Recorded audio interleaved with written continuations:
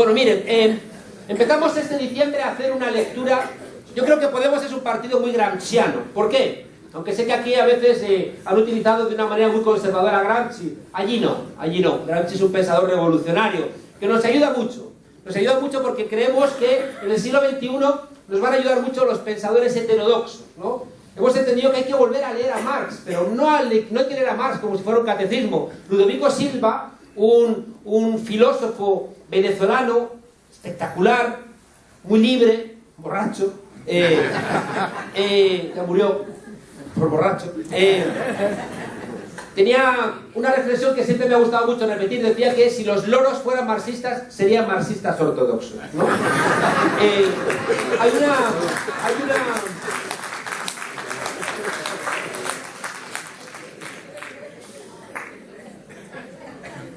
Fíjese que pensadores como Walter Benjamin o como el propio Gramsci son pensadores heterodoxos desde el pensamiento marxista, que nos son muy útiles en el siglo XXI. Decíamos que, miren, Gramsci es el pensador que nos ayudó a entender que o cambiamos el sentido común de la época o era muy difícil conseguir transformaciones. Fíjese que conozco bastante, porque trabajo y está en mi corazón América Latina. Ahora mismo ustedes se enfrentan a un problema grave en el continente, que es ¿qué viene después de la agenda post-neoliberal? Los gobiernos de cambio de América Latina han enfrentado con éxito, han sacado a millones de personas de la pobreza con una agenda post-neoliberal. Pero sigue pendiente de la agenda post-capitalista, que esa es la complicada. Y por tanto, si no somos capaces de cambiar el paradigma consumista que tiene la ciudadanía, esa confusión entre que vivir es consumir, esa incapacidad para pensar elementos de articulación social respetuosos con la naturaleza, respetuosos con las mujeres que están pagando hasta 3 veces la crisis del modelo neoliberal. Si no incorporamos esos cambios, vamos a llegar a callejones sin salida. Es una cosa en donde estamos ahora mismo. Nosotros, gramscianos, entendimos que teníamos que entender el nuevo sentido de época que estaba permitiendo los cambios y también articularlo como un nuevo relato que permitiera construir una alternativa en España. El 15M, el movimiento indignado, fue esencial en nuestro país porque construyó un nuevo relato. Nos decían desde el poder que teníamos una crisis y el 15M dijo: no es una crisis, es una estafa. Es bien relevante. Y fíjense ustedes que en ese cambio de relato, si es una crisis, tú te resignas, interiorizas los cambios y de alguna manera nosotros en Podemos teníamos el miedo de una latinoamericanización de España. ¿En qué sentido? En el sentido de que una parte importante de la ciudadanía se resignara e interiorizara que esa situación de dependencia, de falta de previsión, de tener que vivir la vida a salto de mata, es decir, tener que inventarte la vida cada día, podía, en el país de la previsión, o en el continente de la previsión que era Europa, perderlo. Y en ese sentido, fíjense ustedes, también conocer la realidad latinoamericana nos hacía entender que el poder, con una mezcla de represión, fragmentando a los trabajadores, repartiendo un poquito el bienestar de una manera muy desigual, pero silenciando a algunos grupos, podía conseguir hacer una sociedad que se convirtiera en sociedades de esas mayorías silenciosas que nos cuesta tanto revertir. Por tanto, teníamos como una cierta urgencia de aprovechar la ruptura radical de expectativas que se había ocurrido, que había tenido lugar en España por la crisis, cómo convertir esa rabia, esa indignación de la gente en propuestas políticas. Porque si tardábamos mucho, es posible que la gente terminara interiorizando de que las cosas son así. Los jóvenes iban fuera de España, incrementaba la represión en nuestro país, ganaban a unas minorías de la aristocracia obrera que podían encontrar trabajo, y sobre todo la precariedad laboral nos situaba en un escenario de miedo donde ya nadie protestaba. Teníamos que operar con cierta urgencia, hacer una lectura correcta de la situación, convertirla en un producto político comprensible y ofrecerlo a la ciudadanía. Y ese cambio de relato, eso es Podemos, ¿no? Un relato que empezó a señalar a los responsables de la crisis. Empezamos a señalar cómo, en una expresión muy de lucha electoral, la casta, como la llamábamos, estaba por un lado y la ciudadanía por otra. Cómo había una casta política, una casta académica una casta sindical también, que tenían una vida burocratizada, alejada de la ciudadanía, ya no sentían con el pueblo, estaban incapacitados para entender las nuevas realidades. Y empezamos a señalar las insuficiencias de la casta. Tuvimos una ventaja muy importante, y es que nos habíamos hecho un hueco en los medios de comunicación. Las contradicciones internas del sistema habían hecho que gente realmente contraria al sistema tuvieran un espacio en el sistema, porque las necesidades del rating, del share, de la audiencia de las grandes cadenas nos invitaban, porque les subíamos la audiencia. Y de repente les subíamos la audiencia, pero al mismo tiempo nos generaban una audiencia más cercana a nuestra propia lectura. Fíjese lo conservadora que es España y lo conservador que es, no España, lo conservador que es el Partido Popular y el Partido Socialista, que una de las quejas que planteaban es: no teníais que haber dejado que estos, sobre todo Pablo Iglesias, el Monedero y el Íñigo Errejón, estuvieran en la televisión, porque han estado en la televisión y por eso han conseguido todos esos votos. Fíjese que lo que implica detrás esta expresión es: siléncialos, así nadie se entera y nadie sabe que puede pensar como esa gente, ¿no? Fíjese qué concepción tan autoritaria, ¿no?, de la política. Que hay gente que tiene alternativas que pueden concitar el apoyo popular. Siléncialos. Siléncialos para que nadie se entere, ¿no? Bueno, pues nos hicimos un hueco, emergimos de la perplejidad y entendimos algo que nos enseñó América Latina. Y era que en tiempos de incertidumbre, fíjese que en nuestra lectura, una lectura de profesores, ayer decía en broma en un acto que debe ser la primera vez que profesores de ciencia política hacen algo que tiene que ver con la política que funciona.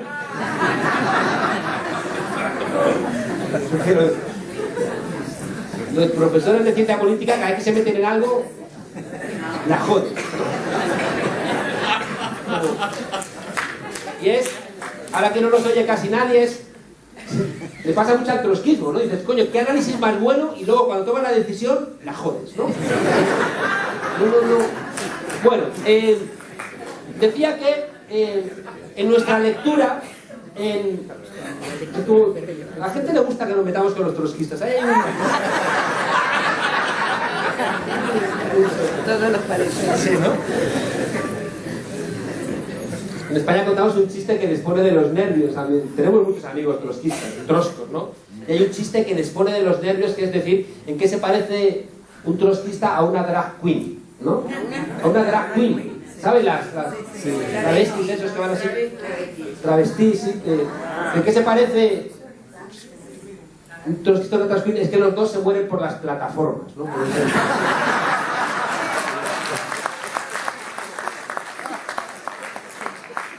Para iniciados de la política. Bueno, ¿ven cómo hablo mucho? Les he advertido que ya hablaba mucho. No, por ir terminando. Miren, habíamos hecho una lectura de la situación también por ser profesores de ciencia política, que llevábamos mucho tiempo haciendo análisis crítico. Estábamos casi condenados a los márgenes de la academia, porque resulta que lo que hacíamos nosotros era ideología y lo que hacía el establishment era ciencia política. Claro.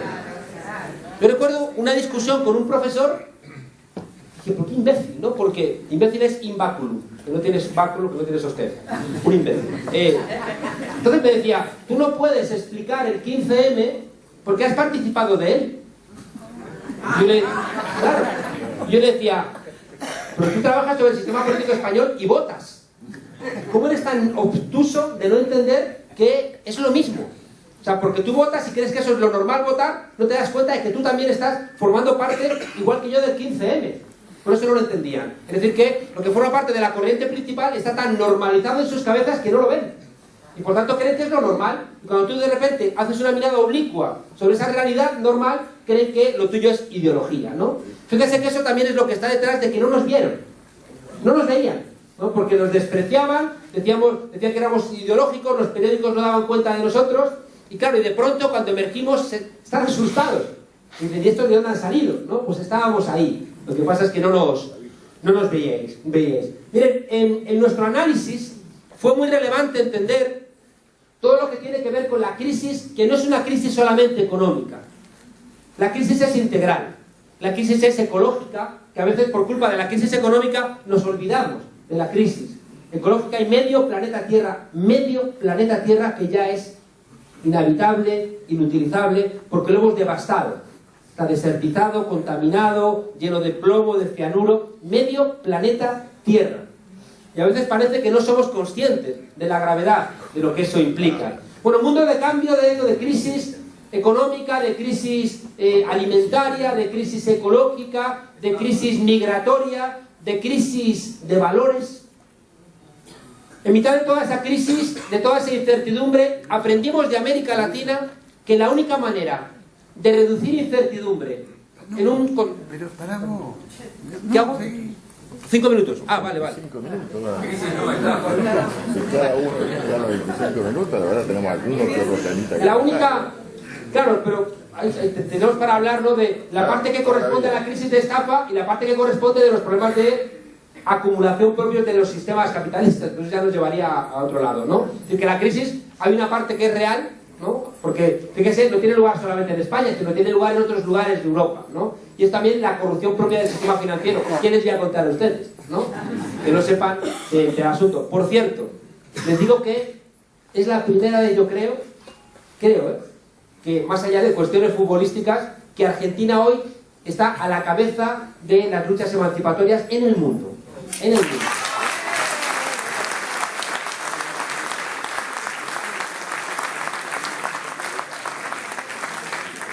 Somos absolutamente conscientes de que la suerte que resulte de la pelea con estos titanes de los fondos buitres, esta gente que no se desgasta el dinero, si tienen el dinero de todo el mundo desde hace 20 años acumulándolo, y según baja los ingresos de los trabajadores, ellos lo van metiendo en galpones interminables, ¿no? La lucha que ustedes están emprendiendo contra los fondos buitre es la lucha que va a marcar la posibilidad también en España de reinventarnos países soberanos y democráticos. Por eso la gente decente de mi país, la gente decente de Europa, la gente decente del mundo está con ustedes, pese a que haya indecentes también en Argentina que no lo entienden. Bueno, termino.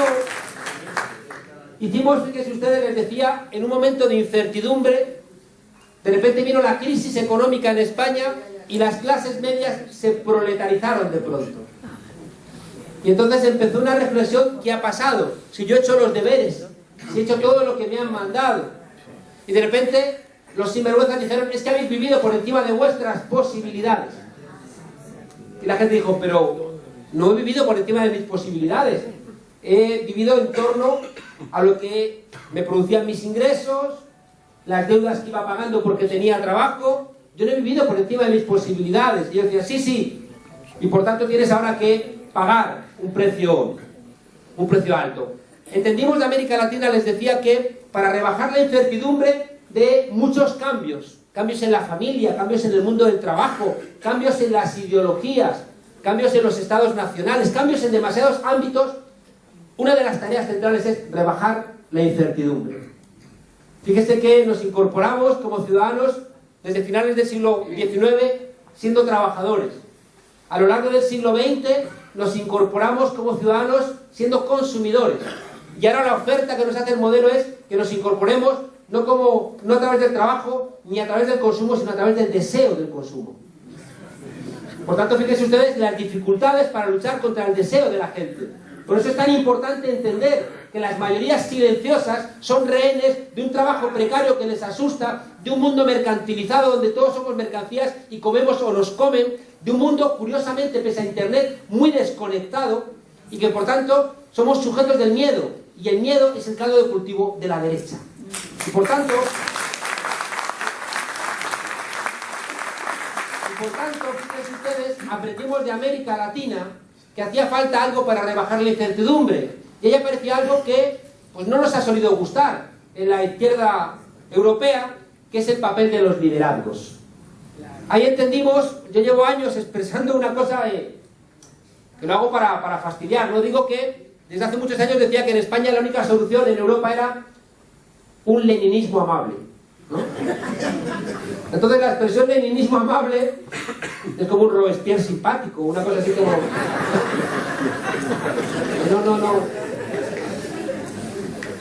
Decía que la idea de un leninismo amable era que hacía falta reducir incertidumbre, haciendo una lectura correcta de la situación y entregándole a la ciudadanía marcos más claros de comprensión de lo que ocurría, pero al mismo tiempo tenía que ser amable porque ya no vivimos en el siglo XXI la situación del siglo XX donde alguien baja línea y los demás obedecen. No. El 15M obliga a dialogar cualquier realidad política. Y por tanto nos tuvimos que poner en marcha, por un lado, poniendo en curso esa dirección, esos liderazgos que bajasen incertidumbre, que representaran lo que la gente tenía en la cabeza pero le costaba expresar. Y a través de los medios de comunicación pudimos, ¿no?, empezar a tener un espacio donde mucha gente decía: yo pienso como ese chico de la coleta, yo pienso como Pablo Iglesias, ¿no? Y empezaron a identificarse, y empezamos a poder, ¿no?, presentar un discurso alternativo. Pero al mismo tiempo tenía que ser amable y por tanto confiamos desde el minuto 1 en la gente. Lo aprendimos también de América Latina. Los momentos de crisis las obtuvimos en un día. Dijeron que, como decía Zizek, aplauden cuando llegue la revolución. Decía que es que no tengo tiempo, me van a echar de aquí a patadas. Decía que pedimos 50.000 firmas en un día. Dijimos que íbamos a hacer una candidatura a las elecciones europeas con primarias abiertas a todas las ciudadanas. ¿Estáis locos? Y lo hicimos. Dijimos que íbamos a hacer un programa participado popularmente. ¿Estáis locos? La gente va a hacer el programa. Lo hicimos participado popularmente y fue un éxito. Apelamos a la gente. Hemos construido, tenemos en octubre la asamblea, un partido político que no queremos que sea un partido donde las asambleas de base no van a elegir a los dirigentes, porque hemos aprendido de que estamos hasta las narices de que el 80% de la energía en los partidos políticos se gaste en pelearnos entre nosotros por los jodidos cargos. Por tanto, hemos decidido que en los círculos de Podemos, que son las asambleas, allí no se eligen cargos. Los cargos los vamos a elegir en primarias abiertas a toda la ciudadanía. ¿Tenemos razón y va a funcionar? No lo sabemos. Lo que sabemos es que si nos equivocamos, nos vamos a equivocar de manera diferente. Y hasta el día de hoy, en esa manera diferente de hacer las cosas y quizá de equivocarnos, somos, a día de hoy, ayer vimos la encuesta, la segunda fuerza política de España. Gracias.